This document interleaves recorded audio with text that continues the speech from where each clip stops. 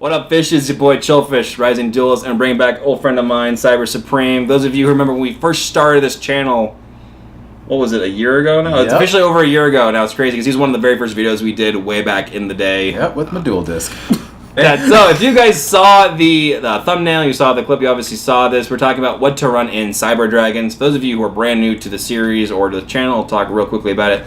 The What to Run series talks about engines, cards, tips and tricks, things you could run in a deck. It's not saying you have to run everything in this thing, and some things you may want one of or may never run entirely, but it is about discussion, just kind of expanding our card pool. Because as we both know, in Yu-Gi-Oh, there's a huge card pool. First engine, it's the only real engine that we could come up with, and I even think that'd be really good for the deck, is ABCs. Yep. If you don't know what ABCs are, you better be new. If you're new, welcome to Yu-Gi-Oh! If you're not new, seriously, get up from under your rock.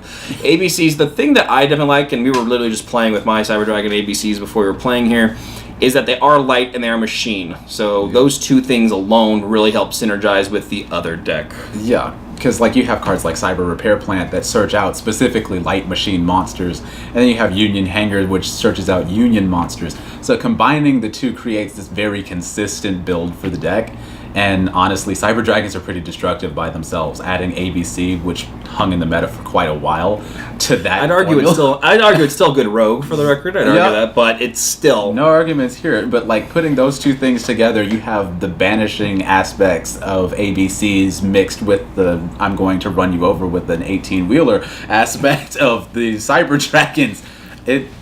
It's lovely, but it's terrifying. And the plus side about this engine, too, is that this can be a very non-evasive engine. You could run one of each piece and like 3 Union Hanger if you wanted kind of like a small tech, or you could literally work on your hybrid to go, do I want more of an ABC focus featuring Cyber Dragons, or vice versa.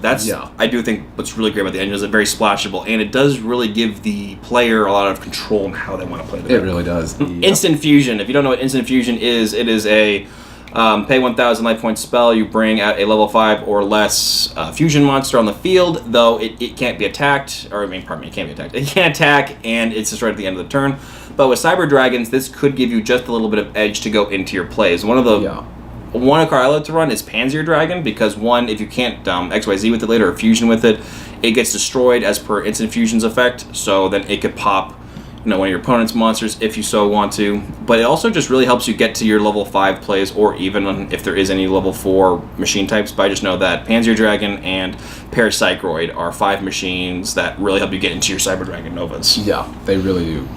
In the future, later on this year, probably like September, October, that time frame, they're coming out with this new fusion monster called Cyber Eternity Dragon, which if you have a fusion monster in the graveyard, a machine fusion monster specifically, it can't be targeted or destroyed by card effects. So running instant fusion in a deck where you would go for something like Eternity Dragon, it helps you synergize the extra deck all the more. So instant fusion, a good fun little tech, kind of, I wouldn't say cheeky, but if you can afford the 1,000 life points and kind of keep going for game, you can. I know that Goki right now is running rampant in the meta with instant fusion, so it's not a card that we're not all shocked about. So yeah.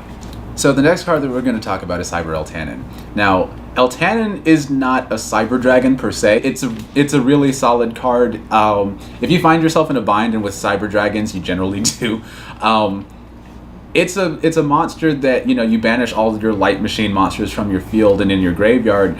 It special summons itself from the hand. It wipes the field clean of all other monsters without destroying them.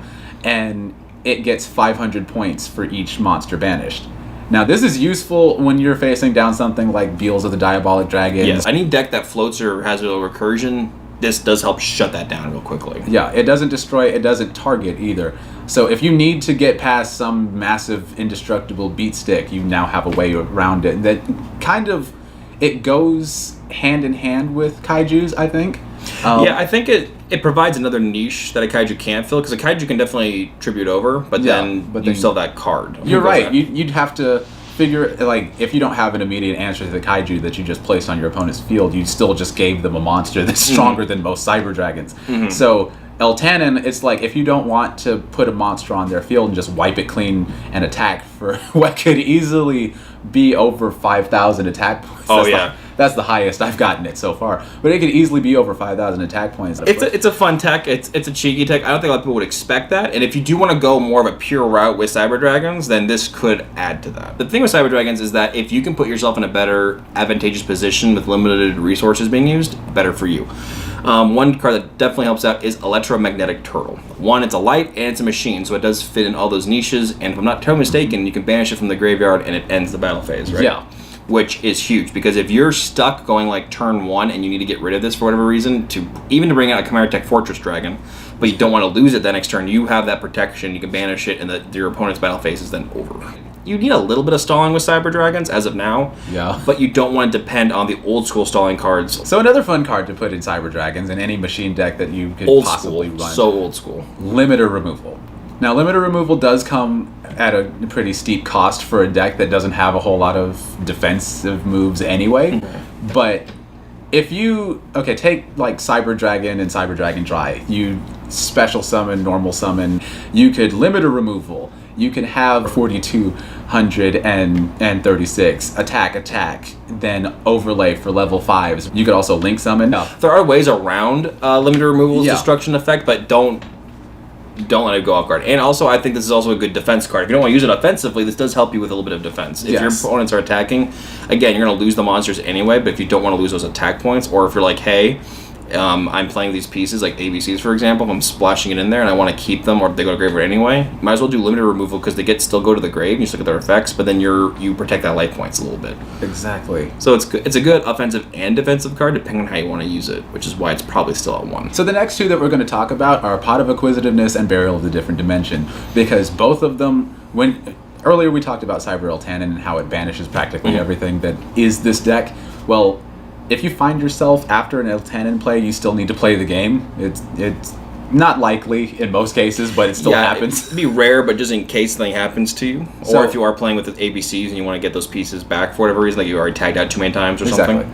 So, like, Pot of Acquisitiveness isn't exactly the most impressive card, but it shuffles your banished monsters back into the deck, or 3 of your banished monsters back into the deck, and it lets you draw 1. Burial from the Different Dimension puts them back into your graveyard, so if you have something that fuses from the graveyard or helps you fuse from the graveyard, like Cybernetic Fusion support, which we'll get to in a minute, then you can keep recycling your banished cards back in and back out. It does, like, banishing no longer means to Cyber Dragons what it did back like 3 or 4 years ago. Alright, now this is an old card. It got errated. Its new errata is not amazing. I missed the old errata, however, because of other decks, I'm glad it's got its errata. A Future Fusion. Now this card is very slow. I'm not gonna lie, they made it even slower because you have to activate it, wait a turn, then reveal your fusion monster, and then dump everything, and then you wait another turn and you finally get it back. So it just slowed down the card by an extra turn, which does mean a lot. However, though, if you are afraid of your cards getting popped, or if you want kind of some distraction, like if you've got your Cyber End Dragon on the board and you want someone else to get baited, if you're afraid of that, you can then play this as kind of a response or even an activation, and you could bait out your opponent, because I mean, I would rather have my opponent's Ghost Ogre, my Future Fusion, than my Cyber End Dragon or anything else like that. So it does add that kind of benefit bonus as well. But also it does just clean out I think it cleans out your deck pretty well. It does. If you want to drop out the Cyber End or Cyber Twin, you can get rid of the Cyber Dragons because you only do Cyber Dragon by its name. But then if you know you already got enough cards on the field and you're going to keep a good board presence, those dead cards in your hand then become in the graveyard. You still have, a wonderful benefit of Rampage Dragon. Yes. Rampage Dragon requires 2 or more Cyber Dragon monsters. You can just dump as many as you need, and then when it finally hits the field, you can blow up that many spell or trap cards. Again, this is kind of an old school tech, but if you do want to go a pure route, if you're like gung-ho, fusion only Cyber Dragons, don't want to talk about XYZs, or links for that matter. Or links or anything, then you can go with this route. And it's a fun trip. I mean, I would think it's a good 1 of, maybe a 2 of if you have the room, but it's just something to consider. Quickdraw Synchron. And now, if you're curious, as anybody else is probably, let me explain. 1, it is a machine, yes, and it's level 5. See what I'm getting at. And it is discard 1 monster to special summon this. So it's kind of like, I would say, a more watered down version of a Galaxy Soldier, which you're obviously going to be playing Galaxy Soldiers. But Quickdraw is kind of like one is the cheaper version. So if you have a budget issue, it's cheaper, and it still gives you what you need, which is a level 5 machine to overlay. Yep. So yeah, it's a wind. Yeah, it's kind of awkward. You can't synchro with it though. Or if you do want to synchro with it, you have to use something that's going to create a synchron monster. You can't think, oh my god, I'll just create Leo Dragon. No, part of the quick draw effect is it has to be for a synchron monster. So just in case out there, if you were like me once who thought you could do that, you can't. But quick draw. Final thing, again, it's a cheaper alternative to Galaxy Soldier. I think both are fair. I think if you're going to go most competitive and best route, Galaxy Soldier is your ultimate go-to. Yeah, but it thins the deck. Because it thins your deck and it's more light. But Quick Draw is not a bad replacement. Grand Horn of Heaven. Now, Grand Horn of Heaven could be looked at in the same light as Dark Bribe, because while it does have a nifty little effect, it gives your opponent a draw. But wait until you hear what that effect is. If a monster is special summoned during your opponent's main phase, you negate the summon, destroy the monster, and then you move them from their main phase directly into their battle phase. If you happen to activate this card during main phase 2, you skip their main phase 2 and you go straight to the end phase. So which is huge, especially if you're comparing it to the other cards that, unlike Dark Bribe where you draw the card, you just negate something, this moves the whole thing over. And especially with Cyber Dragons who need that good defense. This is what we were talking about earlier, guys, that this could be a good defense card for them without completely reliant on your opponent attacking. And it's a counter trap. So unless they have another counter trap, they can't really do anything about it. It's no, move on. Another old school card. It's at 3. So I mean, when we were starting to play this deck with this card forever ago, I never thought it's at the day where it's 3. It was at 1 for good reason. Ever. And now it's at 3. And this also makes me wonder if this card come back to 3 and find how many other old school Yu-Gi-Oh cards. But anyway, another conversation another day. Honest is Outlight. It just basically adds the attack of the attacking monster to your light monster if it's being attacked. I know, there's a lot of weird words, but you can read the effect right there for better clarification. But this is where it becomes a little more of a defensive card versus, I'd say, Ground of Heaven, which is more of an offensive card, but still you protect your Cyber Dragon, essentially, or any. Especially, no one likes it, and if you've all played Cyber Dragons, you've all experienced this at one point, normal summon core. And that's it. So this does help you protect your core, or now with Hertz coming out too. Hertz is going to be a new card. This helps you get that little bit of protection. It is a battle thing. It's an old school hand trap, which also adds more to it. And it's not terrible. And I do think that it just adds a little bit more protection. And if you're running a whole light-based deck anyway, why not? Or if you're the purist out there, only want Cyber Dragons, I would encourage you at least to run this as well, because.